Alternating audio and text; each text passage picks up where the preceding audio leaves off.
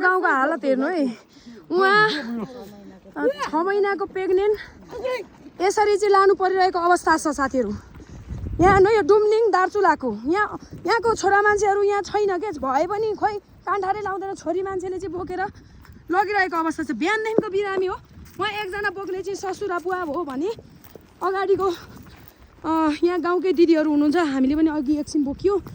अनि भाइ छ एउटा भाइ ऊ पल्लो गाउँको अनि यसरी उहाँ सासु आमा भने उहाँ चाहिँ देवर बाबु हो उहाँको श्रीमान चाहिँ उतातिर जानुभएको रहेछ काममा यहाँको अवस्था यस्तो छ यहाँ यो हेर्नु पर्यो सरकारले यो हेर्नु पर्यो यहाँ हाम्रो समिता नाना हुनुहुन्छ बिहानदेखिको लगौँ भनेर कराइबस्ने अवस्था यस्तो छ साथीहरू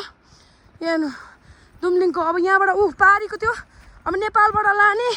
1 दिन लाग्छ त्यही पनि खाल्टाङ र खुल्टुङ बाटो तसर्थ पारी इन्डियाबाट चाहिँ लानको लागि चाहिँ हामी यसरी हिँडिरहेको छौँ आदरणीय नेपाली दाजुभाइ दिदीबहिनीहरू तपाईहरूले यो भिडियो एकदमै धेरैभन्दा धेरै सेयर गरेर चाहिँ तपाईहरूले साथ दिनुहोस् भन्न चाहन्छौँ साथीहरू।